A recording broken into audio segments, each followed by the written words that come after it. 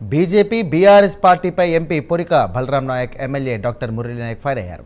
ST జాబితాలో నుండి లంబాడీలను తొలగించే విషయంలో బీజేపీ బీఆర్ఎస్ పార్టీలు కుట్రలు పన్నుతున్నాయని వారు ఆరోపించారు. ఈ రెండు చేసే అసత్య ప్రచారాలను ప్రజలు నమ్మవద్దని, కోయా, గోండులు, లంబాడీలను విచ్ఛిన్నం చేసేందుకు ప్రయత్నిస్తున్నాయని బలరాం నాయక్, మురళీ నాయక్లు ఆరోపించారు.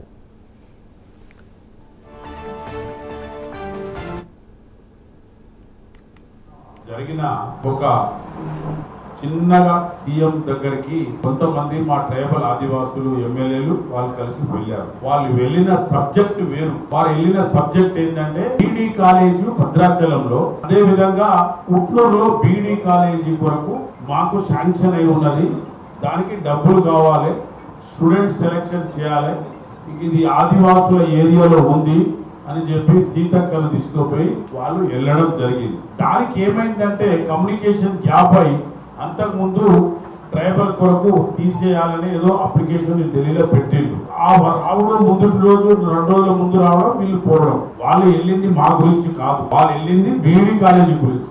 ఆ కమ్యూనికేషన్ గ్యాప్ వల్ల అది ఒక ఎవరో ఒకరు గిట్టని వాళ్ళు పేల్చేసింది ఆ విషయాన్ని, దానికి పెద్ద హైలైట్ చేసింది.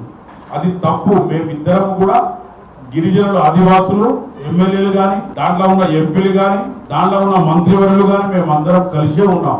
లంబాడి, కోయా మేము కలిసే ఉన్నాం. దానికి మామూలుగా రిప్లై ఇవ్వడం జరుగుతుంది. అది ఎందుకంటే పార్లమెంట్ లో పరిధిలో ఉన్నది, లోక్సభ రాజ్యసభలో పరిధిలో ఉన్నది, రాష్ట్రంలో పరిధిలో కాదు. అయినా అది 9th నాడు పంపించవచ్చు. సీఎం గారు దానికి చెప్పేశారు ఏ విధంగా చేయాలి, ఇద్దరికి నష్టం కాకుండా చేసే ప్రయత్నమే ముఖ్యమంత్రి గారు. లంబాడీలను ఎస్టీ జాబితా నుంచి తీసేయాలి అని చెప్పి కొంతమంది రాజకీయ దురుద్దేశంతో లంబాడీలకు కోయ గోండ్ల మధ్య చిచ్చు పెట్టాలనే ఉద్దేశంతోనే ఈ కార్యక్రమం నడుస్తూ ఉంది.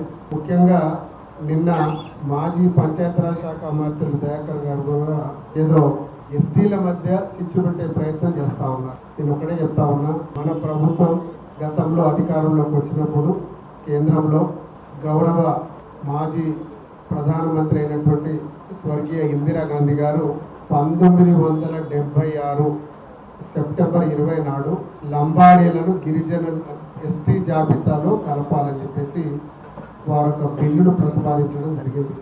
ఇచ్చింది కాంగ్రెస్ ప్రభుత్వం. సరే, అప్పటి నుంచి దాదాపు 3 జనరేషన్స్ వాళ్ళం మేము లబ్ధి పొందాం. వీరు గతంలో ఒక ఎమ్మెల్యే బీఆర్ఎస్ నుంచి, ఒక ఎంపీ బీజేపీ నుంచి, వీళ్ళిద్దరు కలిసి అప్పుడు హైకోర్టుకి వెళ్ళి అదేవిధంగా హైకోర్టులో కొట్టేస్తే సుప్రీంకోర్టుకు పోయారు. 2016లో వేసినటువంటి కేసుకు ఇప్పుడు ఈ 9వ తారీఖు నాడు మన గవర్నమెంట్కు పేపర్స్ అన్ని సబ్మిట్ చేయాలి. ఏదైతే లంబాడీలు ఎస్టీ జాబితాలో ఉన్నటువంటి వాళ్ళ సాక్ష్యాలు, ఆధారాలన్నీ కోర్టుకు సమర్పించండి అని చెప్పేసి 9వ తారీఖు నాడు మన ప్రభుత్వం సిఎస్ అయినటువంటి రామకృష్ణారావు గారిని కోరడం జరిగింది. లంబాడీలను ఎస్టీ జాబితా నుంచి తీసేయాలి అని చెప్పి కొంతమంది రాజకీయ దురుద్దేశంతో లంబాడీలకు కోయ గోండ్ల మధ్య చిచ్చు పెట్టాలనే ఉద్దేశంతోనే ఈ కార్యక్రమం నడుస్తూ ఉంది. ముఖ్యంగా